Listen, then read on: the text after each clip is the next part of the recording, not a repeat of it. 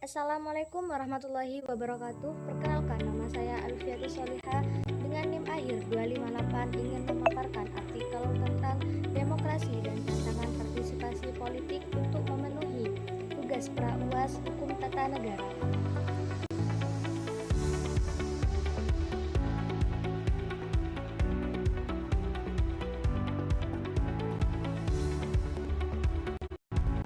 Demokrasi dan tantangan partisipasi politik di era digital. Demokrasi sebagai sistem pemerintahan yang menempatkan rakyat sebagai pemegang kedaulatan tertinggi telah mengalami sebagai bentuk transformasi, baik secara institusional maupun kultural. Salah satu pilar penting dalam demokrasi adalah partisipasi politik masyarakat, yaitu keterlibatan warga negara dalam pengambilan keputusan publik, baik secara langsung maupun tidak langsung. Partisipasi ini menjadi penanda sejauh mana demokrasi dapat berjalan secara efektif dan inklusif. Dalam sejarah demokrasi modern, partisipasi politik umumnya terwujud dalam bentuk konvensional seperti pemilu, unjuk rasa, forum, musyawarah, dan keterlibatan dalam organisasi sosial politik. Namun pada 2 dekade terakhir, terjadi pergeseran yang cukup signifikan dalam cara masyarakat mengekspresikan keterlibatan terhadap urusan-urusan publik. Transformasi ruang partisipasi dari fisik ke digital. Berikutnya, digitalisasi politik membawa banyak potensi positif. Media sosial mempermudah masyarakat untuk menyampaikan aspirasi tanpa batas geografis, mempercepat penyebaran informasi politik, dan membuka peluang partisipasi yang lebih luas dari kelompok-kelompok yang sebelumnya termarginalkan. Demokrasi menjadi lebih cair dan dinamis, bahkan terkesan lebih responsif. Namun di balik itu semua terdapat pula sisi gelap dari demokrasi digital yang mulai mencemaskan banyak pihak. Arus informasi yang tidak terkontrol menyebabkan ledakan disinformasi dan hoaks politik. Polarisasi politik diperparah oleh algoritma media sosial yang hanya memperkuat opini searah dan melemahkan dialog sehat. Dari banyak kasus, partisipasi politik digital justru bersifat simbolik, reaktif, dan dangkal, seperti hanya sekadar menyukai, membagikan, atau ikut-ikutan dalam tren isu tanpa pemahaman mendalam. Berikut adalah subtema atau poin yang ada di dalam artikel beserta gambaran tentang apa yang akan dibahas di masing-masing subtema tersebut.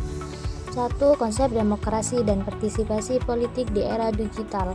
Subtema ini membahas pengertian dasar demokrasi, bagaimana prinsip-prinsip demokrasi klasik bertransformasi dengan adanya digitalisasi.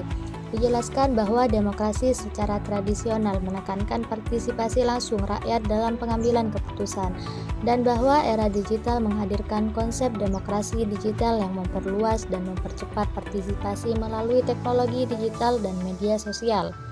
2. Transformasi pola partisipasi politik masyarakat. Pada bagian ini dibahas bagaimana teknologi digital telah merubah pola partisipasi politik warga negara. Dari sebelumnya bersifat konvensional, pemilihan umum, unjuk rasa, dan keanggotaan partai menjadi lebih fleksibel, cepat, dan personal melalui platform digital dan media sosial. Dijelaskan bahwa warga kini dapat secara langsung menyuarakan pendapat, mengorganisasikan gerakan, dan berpartisipasi secara lebih terbuka dan masif tanpa batas geografis.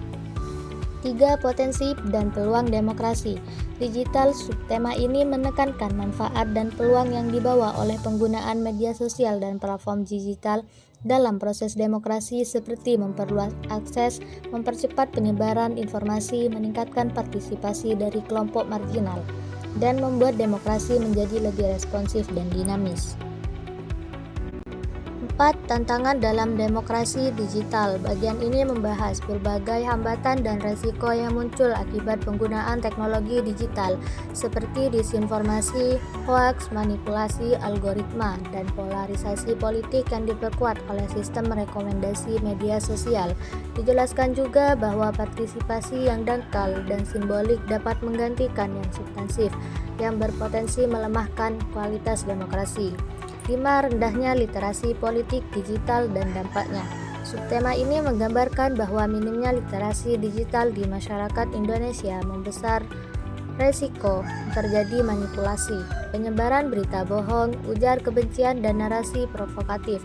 Hal ini menjadi hambatan serius dalam menjaga kualitas debat dan proses politik yang sehat.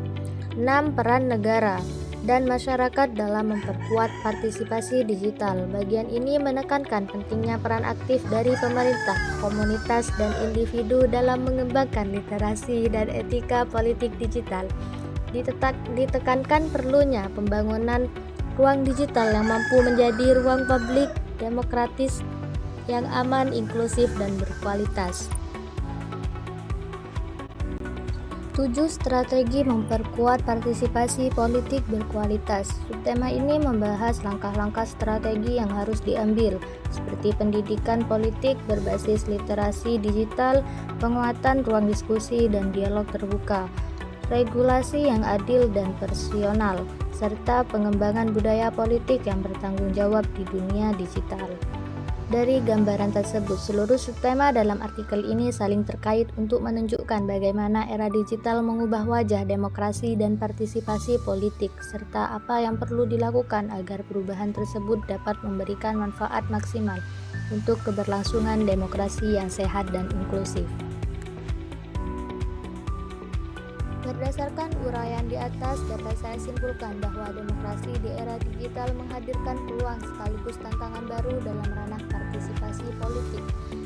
Teknologi telah memperluas akses dan kanal keterlibatan warga, namun juga membawa problematika serius seperti disinformasi, polarisasi, manipulasi algoritma, dan rendahnya literasi politik digital.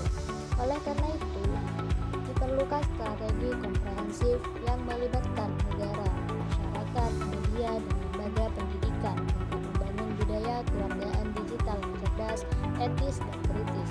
Hanya dengan partisipasi politik yang berkualitas dan ruang digital yang sehat, demokrasi Indonesia dapat tumbuh secara inklusif dan berkelanjutan dalam menghadapi dinamika zaman.